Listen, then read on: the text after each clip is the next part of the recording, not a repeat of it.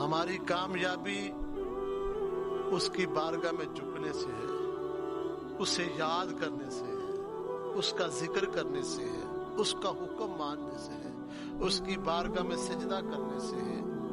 دیکھیں نا، ایک مقام پر ہے وسجد وقترب، سجدہ کرو میرے قریب ہو جاؤ۔ جتنا ہم اس کی بارگاہ میں اپنی پیشانی رگڑیں گے اتنا وہ اس کا قرب ملے گا، اتنا ہی اللہ ہمیں بلندیاں دے گا۔ اگر ہم اس اللہ سے دور ہو کے کہیں کہ ہم کامیاب ہو جائیں تو کامیابی نہیں، نہ دنیا میں کامیابی نہ آخرت میں کامیابی۔ ہم ضعیف ہیں، اللہ قوی ہے۔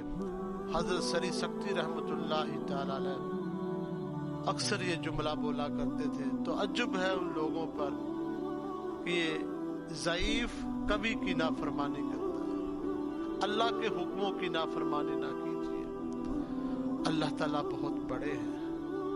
تو ایک نوجوان نے حضرت سے پوچھا کہ حضرت آپ یہ اکثر جملہ بولتے ہیں، تو عجب ہے اس ضعیف پر جو کبھی کی نافرمانی کرتا ہے، اس کا کیا معنی مفہوم ہے؟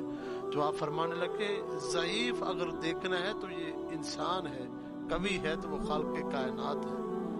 وہ خالق بہت قوی ہے، بہت مضبوط ہے، طاقت والا ہے، پاور والا ہے، اسے کسی کی حاجت نہیں، اسے کسی کی طلب نہیں، وہ بے پرواہ ہے۔ اللہ الصمد ہے، وہ جبار بھی ہے، قہار بھی ہے، غفار بھی ہے، وہ ساری کائنات کو کن کہہ کے بنانے والا ہے، وہ اتنا بڑا ہے تو اتنی طاقت والا ہے، ساری طاقتور چیزیں اس کی مخلوق میں سے ہے۔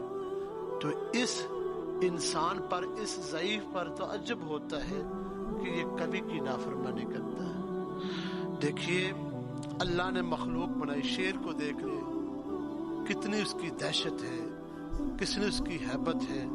اس کے سامنے بندہ آئے تو آدھے سے زیادہ اس کی موت تو پہلے ہی واقع ہو چکی ہوتی ہے۔ اس کو دیکھ کر بندے کے جسم سے خون خشک ہو جاتا ہے، پسینے چھوٹ جاتے ہیں، تو یہ اس کی ہیبت ہے۔ تو اندازہ کرو پھر خالق کائنات کی شان کیا ہوگی۔ سمندر کو دیکھیں تو آپ اس کے اندر جو لہریں اٹھ رہی ہوتی ہے اس کو دیکھ کر خوف آتا ہے۔ جہاز یعنی کشتی کے اندر بیٹھ کر کوئی سمندر میں سفر کر رہا ہوتا ہے، لہریں اٹھ رہی ہو تو خوف آتا ہے۔ تو جس خالق نے سمندر کو اتنی پاور دی ہے، اس خالق کائنات کی اپنی شان کا عالم کیا ہوگا۔ جبریل علیہ السلام اس کے فرشتے ہیں، اتنے بڑے فرشتے ہیں، 600 پر والے فرشتے ہیں۔ اصل حالت میں آ جائے، زمین پر کھڑے ہو تو سر آسمان سے لگے، ایک پر پھیلائے تو پوری مشرق کو ڈھانپ دے، دوسرا پر پھیلائے تو مغرب کو ڈھانپ دے۔ پہاڑ کی چوٹی کو جو سب سے بڑی چوٹی ہے اس کو اپنا پر مارے تو اس کو اکھاڑ کر آسمان کے ساتھ ٹکرا کر زمین پر مارے۔ اور اگر اس کی رفتار دیکھنی ہو تو ایک بارشت، ابھی بارش کا قطرہ زمین کے قریب ہو تو جبریل علیہ السلام آسمان سے ہو کر واپس بھی آ جا سکتے ہیں اور یہاں سے جا کر اوپر بھی جا سکتے ہیں، لیکن پانی کا قطرہ نہیں گرے گا۔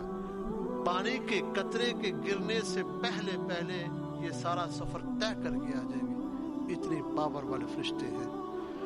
اور فرمایا جاتا ہے، علماء لکھتے ہیں کہ اگر سارے سمندروں کا پانی اکٹھا کر لیا جائے، جبریل کے سر پر رکھا جائے تو اس طرح ہوگا جس طرح ایک سوئی کو پانی میں ڈبو کر باہر نکال تو ایک قطرہ نکلتا ہے تو باقی سارا خشک ہوتا ہے۔ اسی طرح اگر ساری روئے زمین کا پانی اکٹھا کر کے جبریل کے سر پر رکھا جائے تو ایک قطرے کی مانند ہوگا۔ اتنا بڑا فرشتہ ہے۔